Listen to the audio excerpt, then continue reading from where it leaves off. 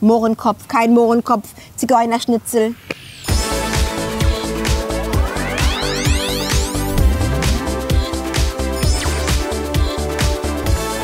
Ihr habt bestimmt mitbekommen, was im Augenblick in Deutschland los ist. Ein großes Drama aufgrund der WDR-Show Die letzte Instanz. Ich erinnere mich beispielsweise an den Struwelpeter. Da waren Dinge drin, die man uns beigebracht hat. Und da gab es den Nikolas, erinnere ich mich, der irgendwelche bösen Buben in schwarze Tinte getunkt hat, um ihnen beizubringen, dass man nicht über andere lästert. Was kann der Moor denn schon dafür, dass er so weiß nicht ist wie ihr?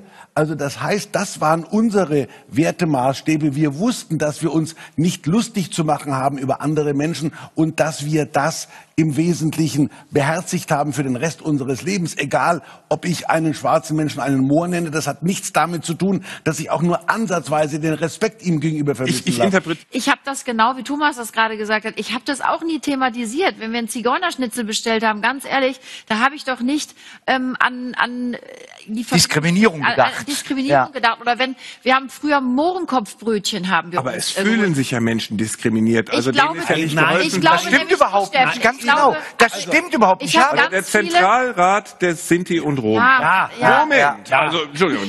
Der Zentralrat der Sinti und Roma sagt, Zigeuner ist eine von Klischees überlagerte Fremdbezeichnung der Mehrheitsgesellschaft, die von den meisten Angehörigen der Minderheit als diskriminierend abgelehnt wird. So haben sich die Sinti und Roma nämlich niemals selbst genannt. Also wenn wir jetzt so anfangen, wenn ich jetzt mich für jeden Mist beleidigt fühle, Leute, dann habe ich ein echt bescheidenes Leben. Und vielleicht fangen wir mal an, einfach alle lockerer zu werden. Ich habe das ja selbst erlebt mit dem Shitstorm. In meiner grundtiefen Verehrung für Jimi Hendrix habe ich mir irgendwann eine schwarze Perücke aufgesetzt, mir eine Bandana gemacht. Ich hatte auch eine Gitarre und die ausgestellten Hosen habe ich sowieso noch. Und mit Blackfacing hast du dich schwarz geschminkt? Ja, aber das war eine tiefe Verneigung vor Jimi Hendrix und nichts anderes. Und ich war in Beverly Hills auf einer Party, wo nur weiße Banker waren. Ich habe zum ersten Mal gewusst, wie sich ein Schwarzer fühlt. Also ich habe da eine richtige, sagen wir mal, Erweckungserlebnis gehabt bei dieser Veranstaltung. Und ich lege nicht jedes Wort auf die Goldwaage, sondern ich versuche, ein liebevoller Mensch zu sein. Ich versuche, sozial zu sein. Und in meinem Freundeskreis habe ich so viele Ausländer, ob das Araber, Italiener, Türken, egal wen, ja, die machen sich, also in meinem Freundeskreis, die machen sich darüber überhaupt keine Gedanken über das, was gerade hier diskutiert wird. Die lachen das weg. Die haben tatsächlich in der Show klein geredet, dass Begriffe wie zum Beispiel Zigeunerschnitzel oder Mohrenkopf immer noch einige Menschen kränken und verletzen. Denn es geht um Rassismus. Und das Dilemma ist, keiner unter den Gästen war selber farbig oder Ausländer. Somit konnte sich auch keiner im Endeffekt Stellung beziehen. Darum dachte ich mir, frage ich doch mal einen Betroffenen im täglichen Leben, wie er mit diesen Begriffen umgeht heutzutage. Und zwar Johnny, was denkst du dazu? Mich berührt der Begriff Mohrenkopf nicht. Ich lasse solche Begriffe nicht an mich herankommen, weil ich mit denen aufgewachsen bin und ich empfinde sie jetzt nicht als rassistisch, sondern ich gehe eher entspannt mit den Begriffen um. Mhm. Warum? Warum berührt dich das nicht? Weil das meine Person, mein Wesen und wer ich bin einfach nicht berühren. Ich stehe drüber. Ja, ich weiß, wer ich bin und Menschen, die solche Begriffe benutzen müssen mir gegenüber, die nehme ich gar nicht ernst. Aber gehen wir aber bitte mehr ins Detail. Wie gehst du mit dem Begriff Mohrenköpfe um? Das heißt, gehst du noch in den Supermarkt und greifst nach den Mohrenköpfen und isst sie voller Genuss? Und bist du der Meinung, dass eine Mohrenstraße jetzt in Möhrenstraße umbenannt werden muss? Was denkst du?